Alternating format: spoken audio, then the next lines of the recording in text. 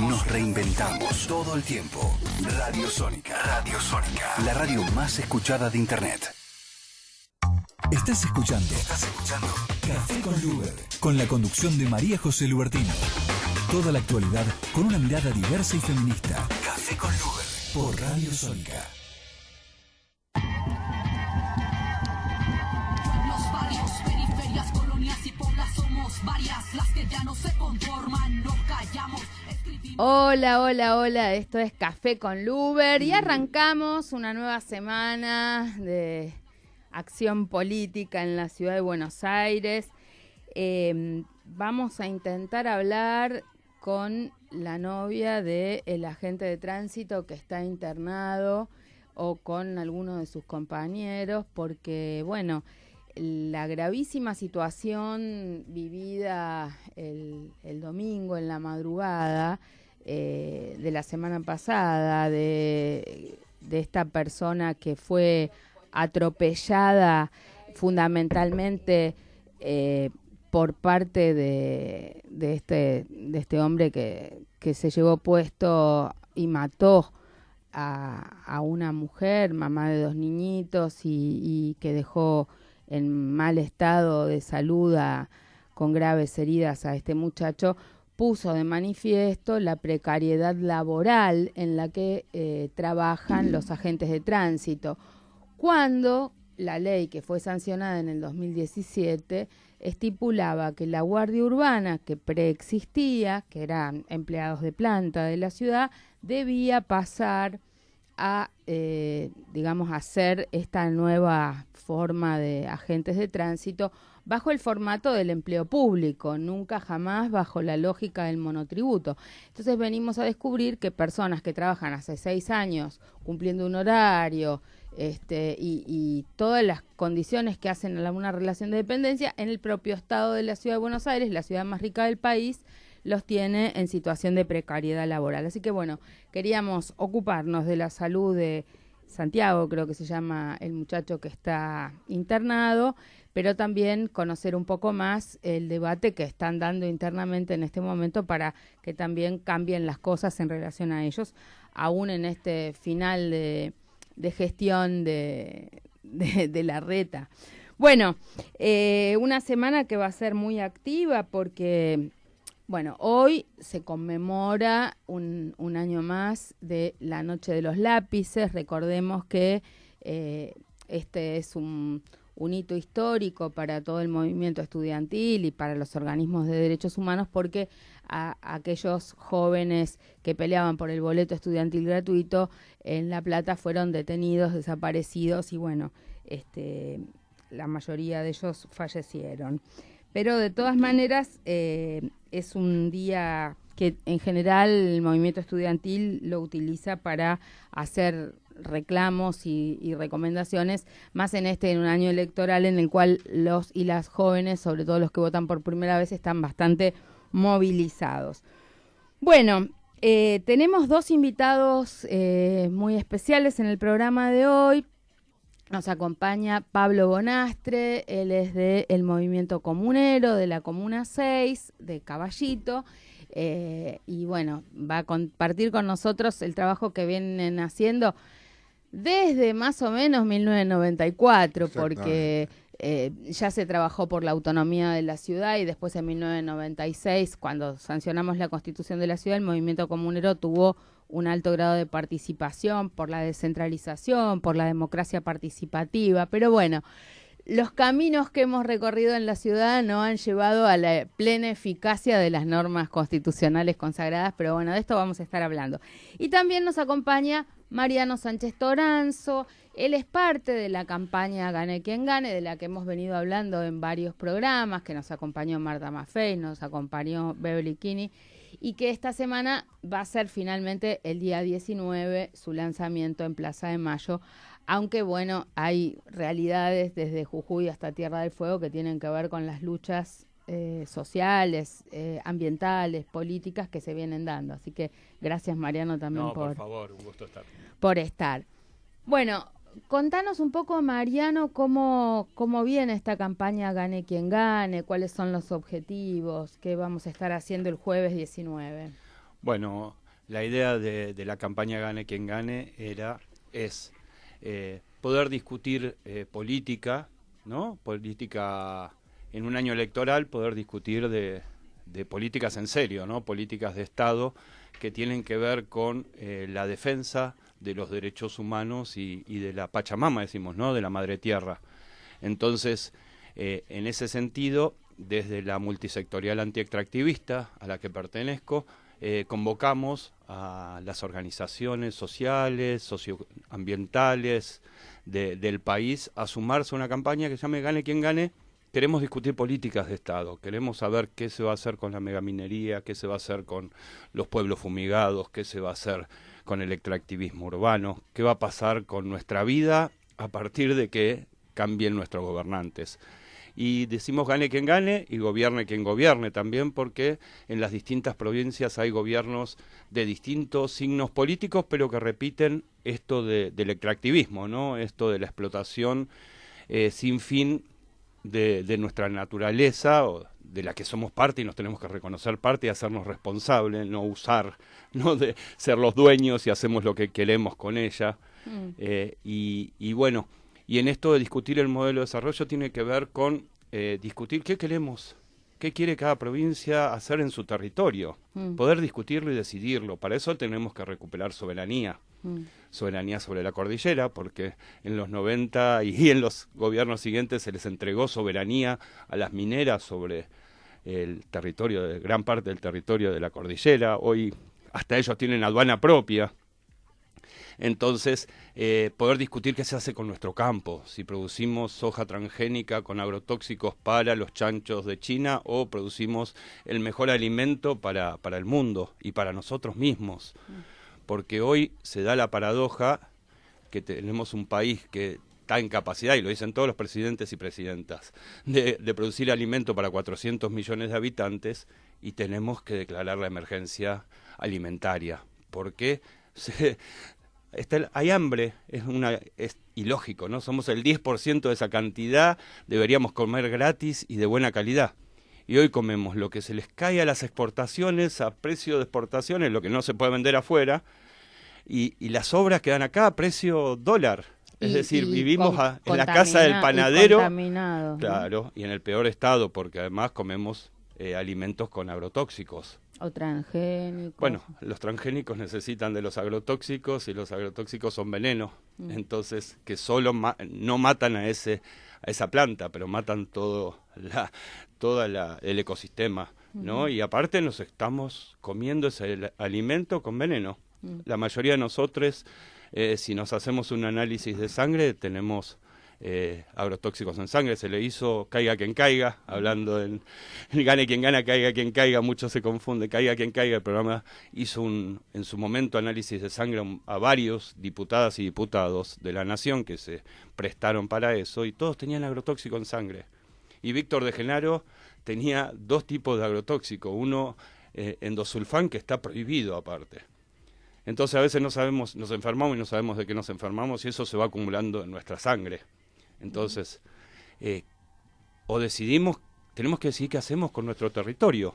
Para eso tenemos que ser soberanos y por otro lado ser responsables de lo que le dejamos a nuestras hijas, hijos y nietos para el futuro. Y contame una cosa, el 19 en Plaza de Mayo a las 17 horas se dan cita a todos estos movimientos, quiénes vienen, quiénes van a estar presentes. Sí, esto se va a hacer, como es nacional y bien federal, porque las problemáticas están en los territorios claramente, va a haber muchos lanzamientos en distintas provincias.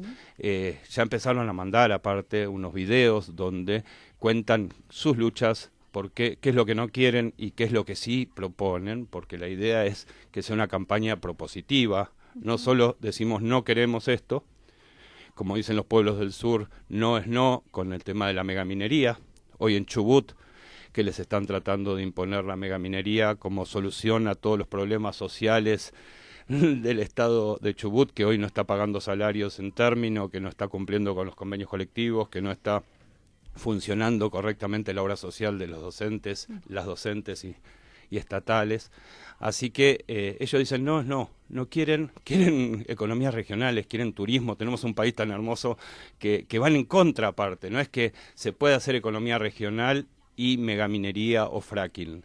Bueno, hablaba el otro día con la senadora Odarda, cómo fue que incluso un candidato de la provincia de Neuquén entró a Río Negro a hacer campaña en contra de ella, me contaba, porque ella plantea proteger, digamos, las zonas de cultivo, las zonas de chacras donde ellos tienen manzanas, frutales, etcétera, y cómo la incidencia de la megaminería en Neuquén está afectando el agua que llega contaminada a Río Negro, ¿no? Sí, Entonces, no solo eso, sino que quieren hacer fracking en Alien. Sí. Alien es una de las zonas más productoras de alimentos, de frutas, famosas en el mundo, digamos. Sí. Y bueno, el agua es una sola. Aunque se haga muy bien el fracking, aunque se cumpla con todos los requisitos que en general las empresas no cumplen, tienen que usar el mismo agua, usan el mismo agua que necesitas para la fruta. Entonces, en Estados Unidos, ¿cómo se está resolviendo eso? Yo sé que hay problema con el fracking, porque ya ven los resultados. En la mayoría del mundo están cada vez yendo saliendo a prohibir, de esa alternativa. Claro, están saliendo de esa alternativa y la mandan al patio trasero. Al patio trasero. Claramente. Exacto. Bueno, vamos a seguir hablando de esto y sobre todo tratando de entrar un poco en cada uno de los temas, pero bueno, es un buen momento. Hay mucho escrito mostrando que no ha habido demasiada grieta en estos temas. Maristela Svampa es una de las que más ha escrito mostrando cómo, si bien hay un modelo neoconservador y otro modelo popular o populista o digamos democrático, como se lo quiera llamar, según la mirada que se tenga, en materia ambiental, en materia de la relación con esta armonía con la naturaleza, el modelo sigue siendo extractivista. Lo único que se discute es si los beneficios de ese extractivismo se quedan en unas pocas manos o si vía retenciones, etcétera, hay una redistribución de la riqueza. Pero eso ha sido un problema en todas las democracias populares en América Latina, porque pasó en Bolivia, pasó en Ecuador, pasó en Brasil. O sea, aun cuando las reformas constitucionales de Ecuador y de Bolivia nos hablan del buen vivir, hablan de los derechos de la naturaleza, el modelo dejó bastante que desear en cuanto a estos temas. Hay una distancia entre lo declarado y lo que sucedió. Sí, claramente los gobiernos populares, a mí no me gusta hablar de no, por eso, pero de populistas, pero bueno, palabra de ellos, también tenemos que discutir qué es popular y qué no es popular, digo, en eso yo tengo mis discusiones también. ¿Sí? Y en eso, bueno, Maristela Svampa habla del mal desarrollo, ¿no? Con Quique Viale en su libro. Nosotros tenemos que decidir cómo nos desarrollamos, qué hacemos con nuestra naturaleza, porque si no la urgencia siempre tapa lo importante, ¿no? Por eso, claramente. Pero además lo importante es mostrar que hay alternativas, que los cambios no se pueden hacer de un día para el otro, pero que hay que hacer una transición energética, que hay que hacer una transición en cuanto a la lógica demográfica de la Argentina, cómo se han perdido las ciudades y han desaparecido pueblos enteros, cómo nos vamos concentrando en las grandes ciudades invivibles y con otros graves problemas, etcétera. Pero bueno, te quiero dar la palabra. Pero me gustaría mechar, yo entiendo que en nuestros caminos de políticos hemos producido o fomentado sujetos de consumo por las necesidades y demás, las urgencias estas que tiene la especie. Después hemos producido sujetos de derechos, los gobiernos populares, ¿no? Ampliación de derechos, pero no llegamos a tener una masa crítica de sujetos de transformación. Y ahí está el nudo de nuestras, el embudo de todas estas problemáticas. ¿Cuál va a ser el destino? Bueno, creo que hay que ponerse esas preguntas en la cabeza, inclusive para hacer las políticas más particulares que nos tocan hacer, tener ese norte en nuestras cabezas, porque no hay otra solución. Es tan escandaloso la forma en que la especie humana, y son tantas las voces Francisco últimamente, eso ha sido una revelación respecto de este tema. ¿Cómo la especie humana así no tiene destino, señores, señoras? Pónganse las pilas. Me gustaría enganchar este tema con un tema que ustedes plantean desde el movimiento comunero. El movimiento comunero viene cuestionando, digamos, la lógica centralista de toma de decisiones, en particular en la ciudad de Buenos Aires, el planteo de la descentralización, pero también el tema de la democracia participativa, que nosotros lo pusimos en la Constitución en 1996, cuando yo fui constituyente, donde, bueno, se planteaba planeamiento estratégico participativo, presupuesto participativo, y todo eso El artículo primero quedó dibujado y retrocedió.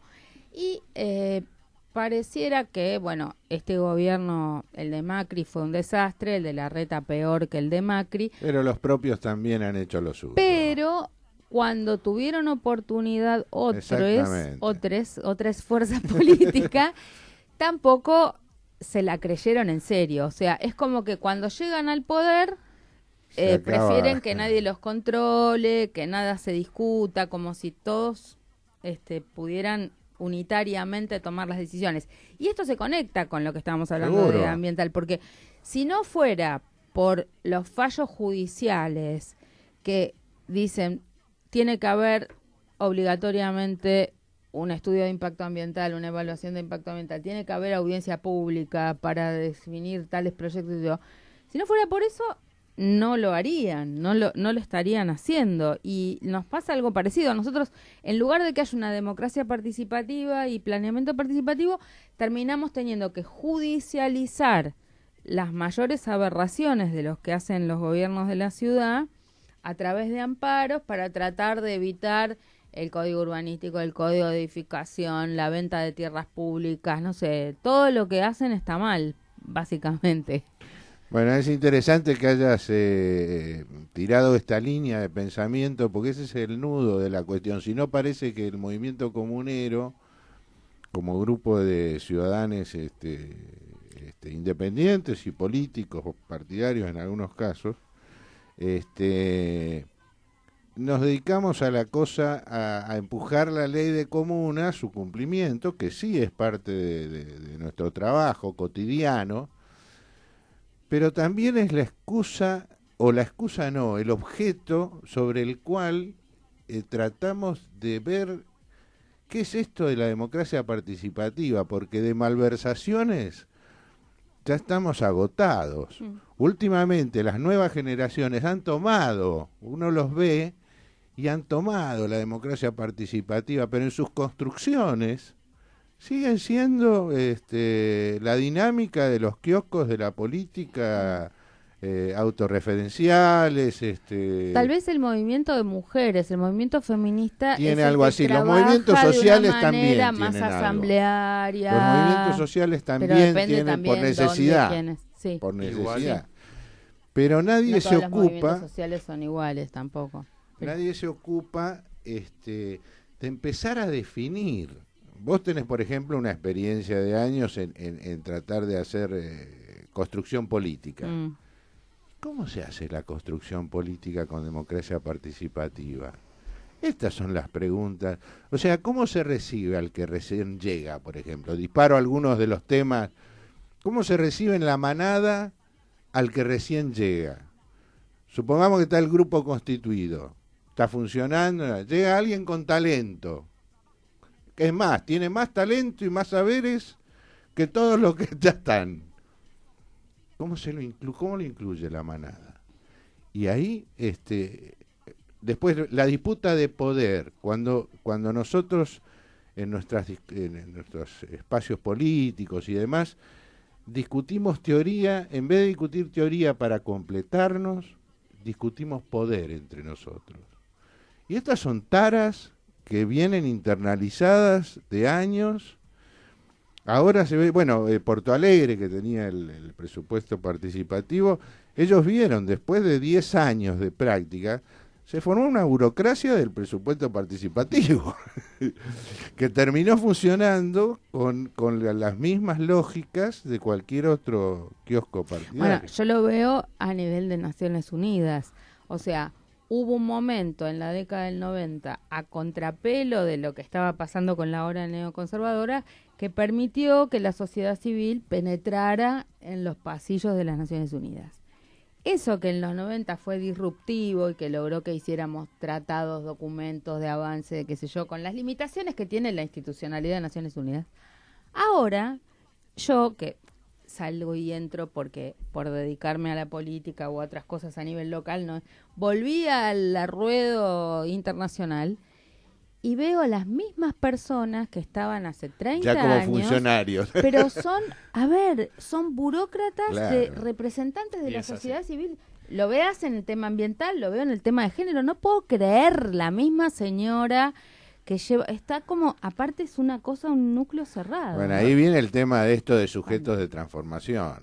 Si no evolucionamos en nuestras naturalezas, estamos perdidos. Bueno, hacemos un brevísimo cortecito con un poquito de música y ya volvemos para avanzar en los temas de fondo.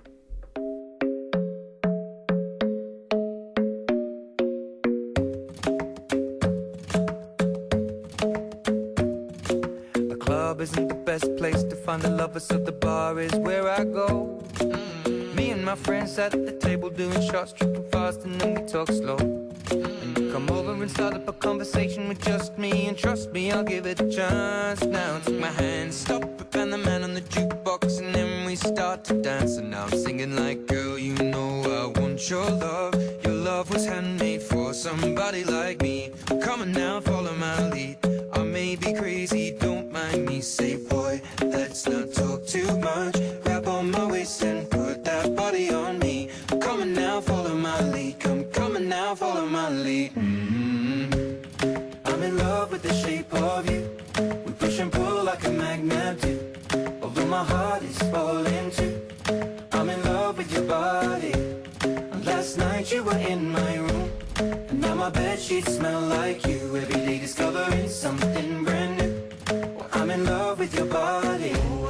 Bueno, les decía que es una semana movidita.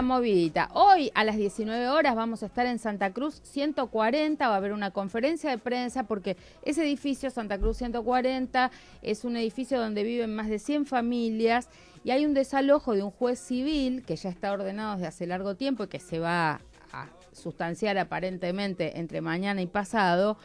Pero el juez civil, a diferencia de lo que hacen los jueces contenciosos administrativos de la Ciudad de Buenos Aires, no está obligando al gobierno de la ciudad a que dé respuestas. Los jueces contenciosos administrativos de la ciudad aplican la Constitución, aplican los tratados, entonces dicen, bueno, yo voy a desalojar, acá hay chicos hay familias con niños, el Estado de la ciudad tiene que amortiguar esta salida de acá y buscar algún tipo de solución.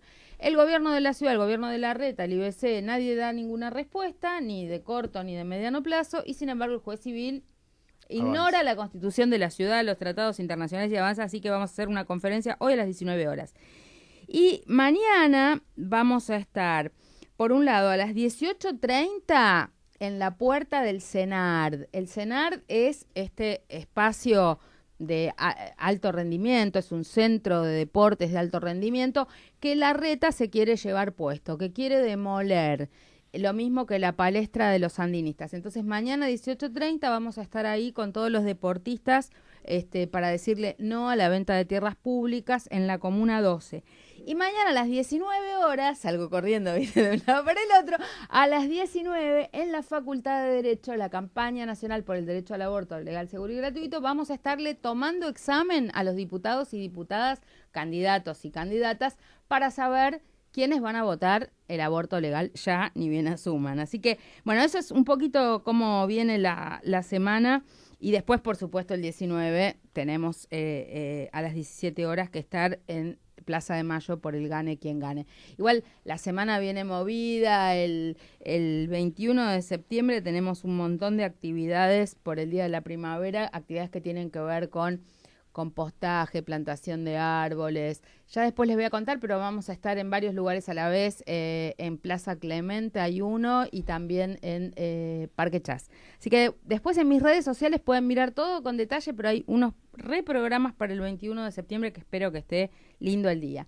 Bueno, y como les anticipé, estamos en línea con uno de los, Marcos Gómez, es uno de los agentes de tránsito que está llevando a cabo de alguna manera las denuncias de la situación por la que están pasando. Muchas gracias, Marcos, por comunicarte.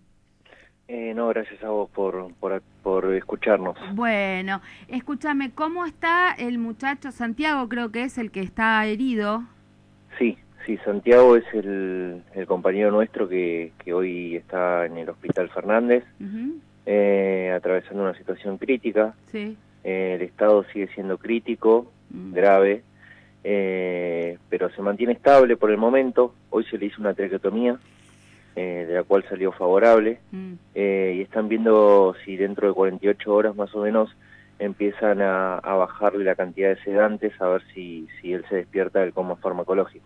Bueno, los mejores deseos para él, un abrazo para Rocío, para su novia, que tratamos de comunicarnos, pero nos dicen que le robaron el celular justo sí, hoy, porque teníamos el celular de ella para llamarla y justo nos avisó otro compañero que le habían robado el celular. No se puede creer, ¿eh? Sí. Se la deben haber robado en el propio hospital, qué sé yo. Bueno, escúchame, Marcos, lo que nos interesa también es si como consecuencia de que se puso a la luz la situación de precarización laboral, el gobierno de la ciudad, Larreta, alguien se comunicó con ustedes, van a cambiar esta situación o ustedes se están organizando. ¿Qué es lo que está sucediendo con este tema? Mira, el tema es así. Cuando se destapó la olla y todos y todas se dieron cuenta en la situación laboral en la que estábamos, a ver, quizás la tragedia tuvo que ser para poder tomar conciencia de que nos podía haber pasado a cualquiera de nosotros y que no teníamos ningún tipo de seguro estando en la calle, y que nuestras condiciones laborales estaban precarizadas, y en base a esto nos pudimos organizar en asambleas de base. Cada una de esas asambleas de base eligió a un referente, y estos referentes empezamos entre todos a encontrar una manera de agruparnos y de llevar nuestro reclamo hacia el Ejecutivo. Tuvimos el día lunes, que fue el día de la lluvia, que estuvimos cortando el 9 de julio. Ese día tuvimos el primer acercamiento desde el Ejecutivo, que nos llamó a dialogar en una reunión. De parte de la Defensoría del Pueblo se presentó como mediadora de este conflicto, y ya ese mismo día arreglamos que para el día viernes, que fue el viernes pasado, tenemos la primera mesa de trabajo. A esa mesa de trabajo nosotros acudimos con un petitorio que fue producto de todas las asambleas que fuimos haciendo a lo largo de la semana, en todas las bases, un petitorio bastante completo en cuanto a lo que exigíamos. Igualmente ya el día lunes ya le habíamos acercado como primera medida que pasen a planta permanente tanto a Cintia como a Santiago, como a Noelia y a otro compañero más, que fueron los que estuvieron en ese momento presentes y fueron los que vivieron toda esta tragedia, ¿no? Pero ¿cuántos son en total los agentes de tránsito?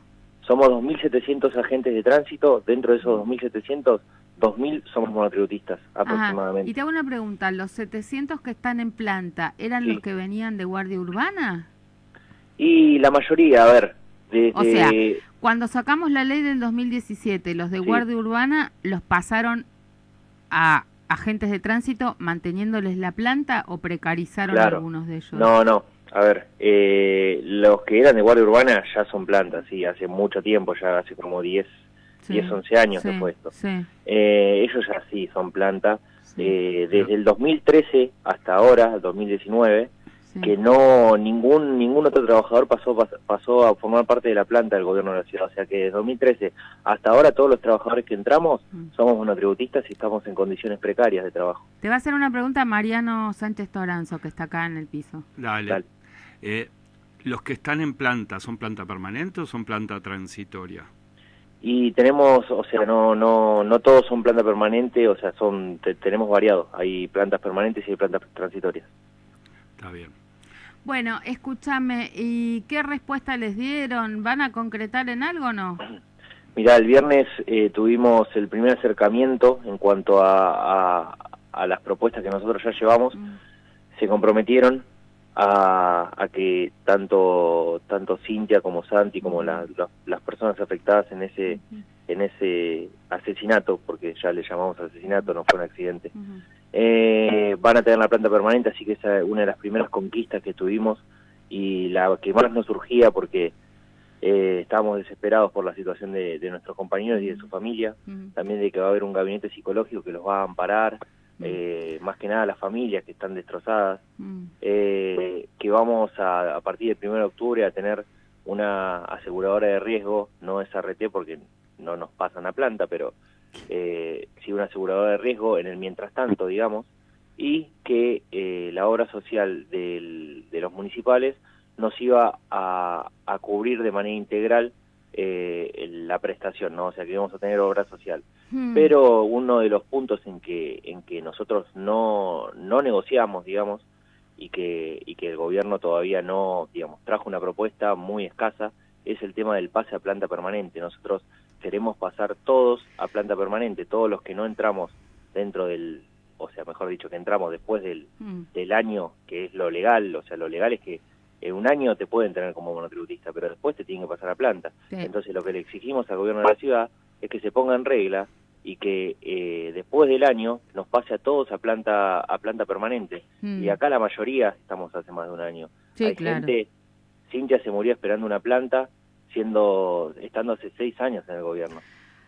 Mira, no sé cómo estarán ustedes interactuando con los sindicatos y las actitudes que hayan tomado, pero a mí me parece que da para un mega juicio, o sea, que está bien negociar, pero entre tanto me parece que tendrían que tomar los cursos legales de acción para que la fuerza de la negociación también se dé con algún juicio en el medio, ¿no? Porque me parece que son condiciones bastante ilegales aquellas en las que los están teniendo, ¿no? Y sí, yo creo que sí, estamos haciendo consultas con abogados, más que nada esta semana. La semana pasada fue caótica para nosotros porque imagínate que nos estalló este tema en la cara y no teníamos ningún tipo de organización. Toda la organización que pudimos lograr fue a través de las asambleas y eso lleva todo un proceso largo. Así que esta semana que estamos un poquito quizás más en la tierra y más organizados, vamos a empezar a No, pero a mí me parece asesorarnos. que hay, digo, dentro de la gama de los sindicatos, ATE o UPCN mismo, pueden hacer un par de consultas porque en definitiva, no, porque en la ciudad También. está SUTECUA, Los tres. ATE y UPCN, motivo por el cual mi sugerencia es esta que te estoy haciendo de abrir la interconsulta como para tener varias visiones, porque son sindicatos que no todos los temas los procesan de la misma manera, por eso me parece que hay que consultar las tres. Y la otra cosa, por última pregunta, es, ¿ustedes se han asesorado en otras partes del mundo qué medidas de seguridad toman los agentes de tránsito en igualdad de condiciones? Porque yo he visto en otras partes del mundo que cuando un vehículo no se detiene, le ponen alguna cosa para que se detenga o están pertrechados detrás de algún tipo de parapeto. Por ejemplo, yo veía que el cono no tenía ni luz, el cono donde estaban parados ustedes. Entonces, me parece que este tipo de cuestiones debe haber medidas de seguridad también, más allá de la bestialidad de un conductor, no sé si alcoholizado, drogado o qué, pero me parece que tiene que haber otro tipo de medidas, además de parte del Estado para cuidarlos. Sí, obvio. A ver, respecto a... nos estuvieron llegando, sí, como especie de protocolos internacionales, sí, estuvimos viendo eso, pero más allá de eso, hay cosas que son, creo que, obvias, en el sentido de, si vos vas a hacer un control, un control de alcoholemia, un día, una noche, un sábado a la noche, donde sabemos que hay muchas personas alcoholizadas, en una avenida que tiene más, o sea, que el carril más rápido es de 70, o sea, es una avenida que es de velocidad rápida, y con 2 conos y un móvil que no tiene ni siquiera el ploteado, no tiene la sirena prendida. A ver, creemos que fue un mucha negligencia hubo ahí, en ese sentido. En el sentido de que si querés cuidar a la gente, eso tiene que ser en una calle, abajo de un puente. Vemos, o sea, hay operativos que están bien organizados. Ese operativo era suicida. Era suicida porque, a ver, viene la gente andando rápido, porque encima de noche y un fin de semana está vacía la Figueroa del Corte. Entonces vienen como si estuvieran corriendo picadas y dejas a dos agentes con un uniforme que no se ve, porque, a ver, los chalecos, el coso refractario que tiene el uniforme no se ve. Dejas a dos agentes ahí con 2 conos que ni siquiera tienen luces. Eso y es lo que te decía, móvil, o sea, también estamos en cuanto a eso reclamándole al gobierno de la ciudad que tome medidas para cuidarnos.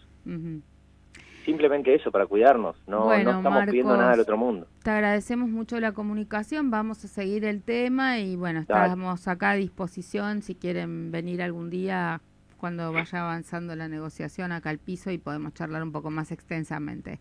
Dale, muchas gracias. Muchas gracias, hasta luego. Hasta luego, chao. Bueno, y seguimos en Café con Luber. Está en este minuto el ministro. Las urgencias nos ganan. El ministro de Presupuesto, el ministro de Hacienda está defendiendo el presupuesto 2020, que probablemente no lo apliquen ellos en este momento en el Congreso, acá nomás. Y en Chascomús sigue la movilización por la chica que fue asesinada. Terrible. O sea, la coyuntura nos come de que no gana podemos urgencia, discutir las cosas del día a día. Y eso les da aire al adversario ideológico. Le da aire a la rapiña, a la carroña. Bueno, ¿cómo viene para estas elecciones las oportunidades de democracia participativa? ¿Han podido reunirse con los diferentes candidatos? ¿Qué les dicen? Sí, nosotros inclusive desde el movimiento comunero tuvimos una discusión interna si íbamos a jugar con alguna de las opciones en particular. En general entre nosotros se representa mayoritariamente el espacio de Frente de Todos, pero decidimos preservarnos de ese apoyo explícito, porque el ánimo del movimiento comunero no solamente es escuela, mejor dicho, entre sus ánimos está el de hacer escuela de esto de la democracia participativa. Y como decía hace un rato, temerosos de la malversación, o sea, curados de espanto de la malversación de estos institutos.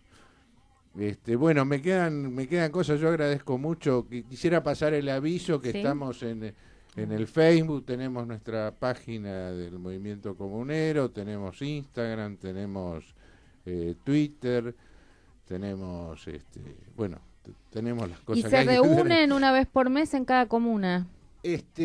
Ahora lo que estamos tratando de desarrollar, porque tenemos presencia efectiva. De las 15 comunas, el movimiento comunero tiene una presencia efectiva en 8 comunas. Todavía nos falta hacer una mesa. Vos sabés qué tan desmovilizados están los consejos consultivos en muchas de las comunas. Por eso ahora estamos empujando fuertemente, esto sí lo quiero tirar, que también es una forma de invitar a la participación, otro de los cuellos de botella. La sociedad fragmentada, encanutada. Estamos empujando la discusión de la jurisdicción presupuestaria para las comunas. Porque el cuento de todos estos años es que incluyen el presupuesto de las comunas, pero no lo... Después lo maneja un funcionario de la reta, claro. Entonces estamos tratando de entusiasmar, ahora que hay oportunidad de que se mueva algo, que tengamos algún juntero... Sí, hay que ver dos cosas, la jurisdicción presupuestaria y después los sueldos que cobran esos CEOs que han puesto... Ese gerenciamiento es gerenciamiento cobran más que los... es de un cinismo. Que los cargos electivos, es una locura. Yo tengo una muletilla instalada cuando los califico como cínicos bravos. Hay una actitud de cinismo bravo, de no respetar ningún tipo de institucionalidad, y llenarse la boca con esas cosas, ¿no? Una pregunta que te quiero hacer pensando también en esto de la democracia participativa. A ver, lo duro, lo feo, lo desagradable es que habiendo tantas provincias y teniendo un régimen federal, no hayamos tenido alguna experiencia exitosa en alguna provincia al menos contra el extractivismo. Es decir, te pregunto, por ejemplo, la gestión en Santa Fe de los socialistas, ¿cambió la matriz extractivista en relación a las fumigaciones? ¿No la ven? Por eso, o respondían ahí a los intereses que... en general los gobiernos de turno, porque viven en campaña también, tratan de acomodarse con los poderes vigentes que existen. Entonces no vienen a cambiar de fondo porque ya se tienen que estar preparando para la próxima elección. Entonces vienen a administrar, cierran con los poderes de turno ya instaurados, bueno, y no discuten lo de fondo, para problematizar lo que decís, digo, me pongo también en el otro lugar, digo, me imagino que arrancan con un endeudamiento, con situaciones sociales que resolver, entonces la más fácil es decir, negociemos, acá tenemos los agroexportadores, veamos qué impuestos se cobra, cómo se resuelve, pero parten de como una base que no se discute. Claro, el problema es ese, porque si en este país lo que hay que discutir en serio es la renta. ¿Quién se queda con la renta de lo que producimos y de nuestras riquezas? Porque si no, siempre vamos a terminar discutiendo las migajas, cómo nos disputamos por esos pocos pesos que quedan, volvemos al extractivismo. Yo te diría, y si se reparte, vos lo decías, entre muchos o entre pocos. Bueno, pero aún discutiendo la renta, no se resolvería el problema del extractivismo, porque yo estoy de acuerdo con que la minería se la lleva, los sojeros se la llevan, el sistema financiero ni que hablar, la timba financiera ni que hablar, pero igualmente la redistribución de la renta no nos resuelve la contaminación del agua, lo que sí nos daría los alimentos de mala calidad, la deforestación que mata pueblos enteros. Es que lo que nos daría, en primera instancia, si vos recuperás hoy el 70% de la renta del campo, de la exportación se la quedan 5 cerealeras. Si vos recuperás ese 70%, como en Bolivia se recuperó la renta del gas, vos podés empezar a discutir de otra forma. Vos podés encarar esa reforma agraria que planteó Grabois y que levantó tanta polvareda. Si vos tenés un Estado fuerte, vos podés comprar y distribuir. Pero yo quiero problematizar incluso lo que planteó Grabois. Grabois me daba la impresión de que está hablando una reforma agraria. La reforma agraria en los términos en los que se las pensó en la década del 50 es como hoy inviable o imposible. Me parece que habría que pensar otras opciones, ¿no? No sé. Sí, lo primero que tenemos que discutir es qué producimos en nuestros campos y qué sacamos o no de la cordillera y de nuestros y cómo funcionan mares. Los puertos y bueno, y quién el tiene sistema de transporte, bueno, todo tiene que ver porque con todo es huella ambiental y todo tiene que ver también con el extractivismo, porque los puertos no los controla nadie. Desde el tema 90 puertos privatizados se liquidó. Y el tema de la energía. Sí, el tema de la energía. La lumbrera, la minera más antigua de la Argentina, que además demostró que al existir esa mega minera, Catamarca igual sigue siendo una de las provincias más pobres del país, ocupa la misma cantidad de energía que toda la ciudad de Tucumán y su conurbano, digamos. Entonces no solo utilizan un montón de agua que contaminan en las nacientes, sino que utilizan un montón de electricidad, de energía. Entonces, si vos no tuvieras esos proyectos electrointensivos, no tendrías que seguir produciendo más energía. Con la energía que tenemos podríamos autoabastecernos y ser soberanos, claramente.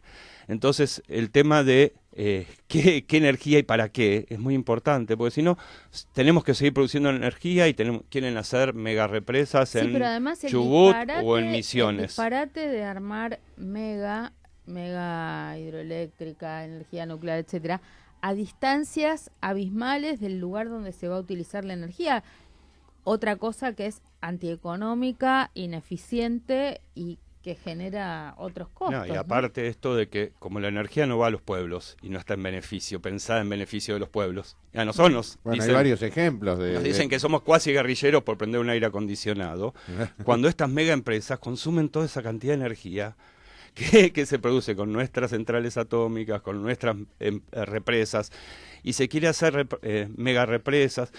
Y después otra cosa también son las energías renovables, porque también se discuten las energías renovables y la diferencia es si esto está al servicio de las empresas estas, la energía renovable también, o se socializa se socializa como en Alemania, donde vos cada casa tiene su producción de energía.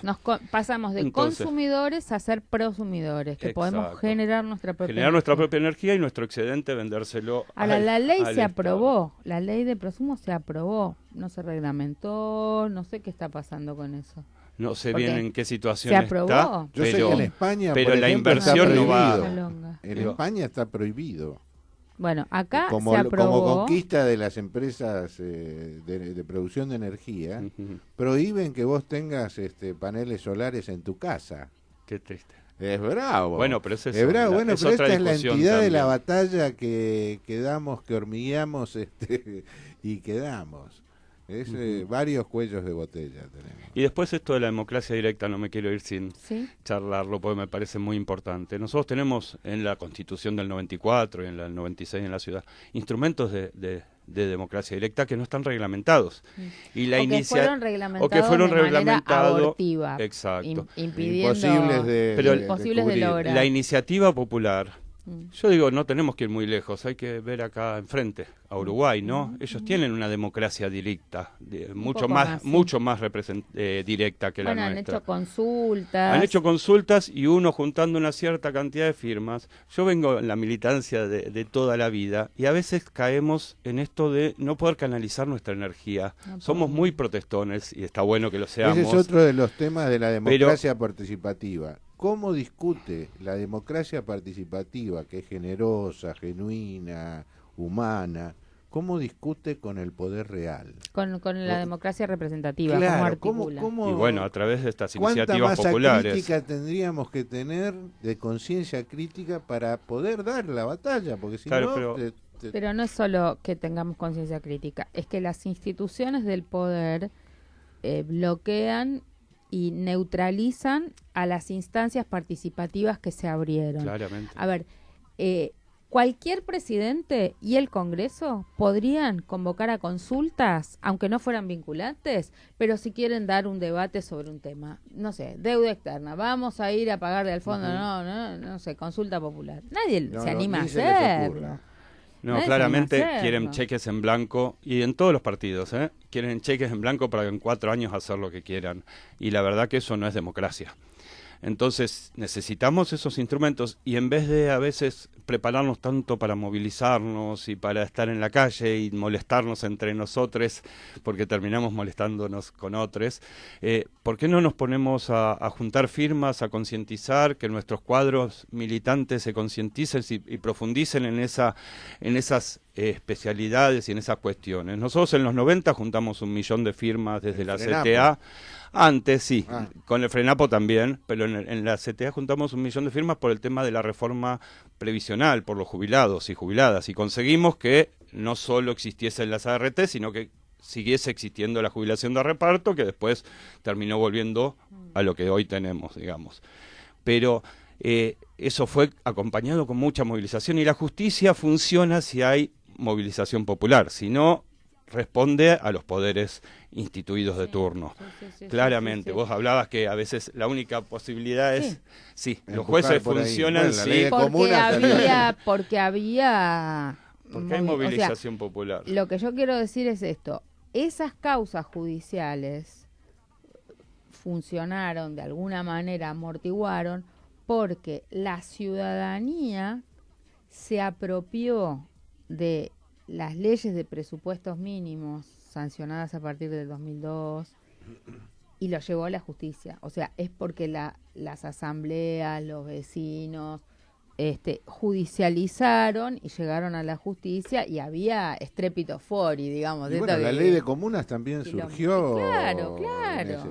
Si ustedes no hubieran puesto en el título de la Constitución la comuna con tanto detalle obsesivo, esa ley no salía. Sí, esa ley no salía. Es que lo poníamos con detalle obsesivo porque sabíamos después que los que iban a legislar le iban a hacer peor. Le cambian comas. Bueno, te quiero preguntar algo vinculado fundamentalmente a... Hay varias otras movidas. Ahí vi de los periodistas por el planeta, estaban sacando una pequeña campaña vinculada a la deforestación y le hablaban a cualquier gobierno. El Guezábal aparece con un videíto.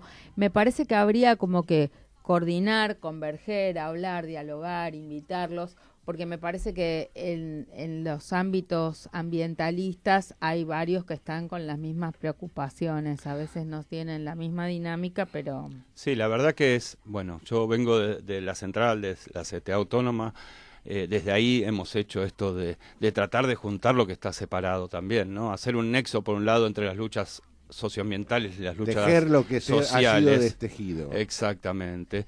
Pero por otro lado, esto de tratar de juntarnos. Por eso el caiga quien caiga no tiene dueño. A mí, en verdad, se me ocurrió alguna vez, lo planteé a la multisectorial, gane pero... quien gane. Gane quien gane, perdón. Sí.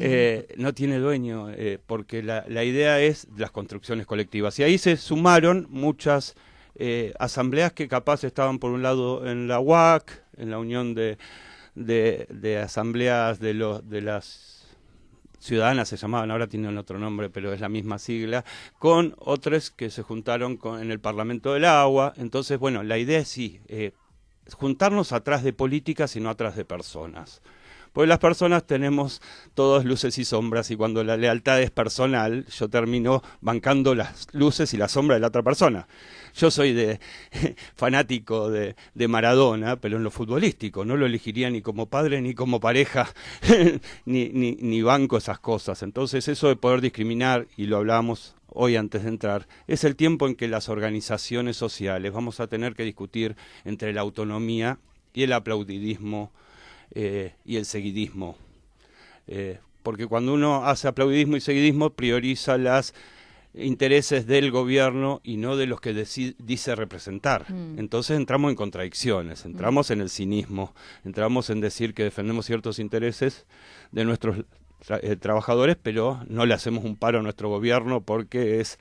Entonces la precariedad laboral, nosotros durante el gobierno kirchnerista nosotros hicimos una carpa con la CTA Autónoma en el Obelisco por la precariedad laboral y nos decían que le hacíamos el juego a la derecha. Pero después cuando vino el nuevo gobierno... En el medio hay que porque gestionar, María José recién hacía referencia, los gobiernos cuando llegan, nuestros gobiernos, llegan con tantas limitaciones que alguna cosa tienen que negociar. Por eso yo ahí creo que el nos tema espera es un la panorama escuela. en diciembre complejo. Abrimos esto justo al final del programa. Sí, pero nos espera un panorama complejo donde, bueno, habrá que tratar de avanzar hacia un pacto social. Lo del pacto social está muy hablado, lo dicen muchos, pero lo que nosotros y nosotras queremos es que ese pacto social no sea como un pacto entre poderes preexistentes donde pacta el empresariado con los sindicalistas, la iglesia, los gordos, y ahí termina la película. Sino con la sociedad civil, con las organizaciones nosotros queremos del que eso pueblo. sea más matizado, más extendido, y que el pacto sea un pacto socioambiental, que esté mirando también Seguro, el modelo de eso desarrollo y haya una visión Tiene una poco urgencia más que no vemos. Bueno, se nos acabó el tiempo del Hermoso, programa de hoy, hermoso. los espero otro día y muchísimas gracias por habernos acompañado, Pablo, Gracias. Mariano, y será hasta la semana que viene, seguimos en Café con Luber, no se olviden de toda la agenda que les conté, pero sobre todo el jueves el jueves 19 a las 17 horas nos vemos en Plaza de Mayo. Chau, hasta la semana que viene. Chau. Somos del sur global, que ya no espera que vengan con su justicia, ahora exigimos la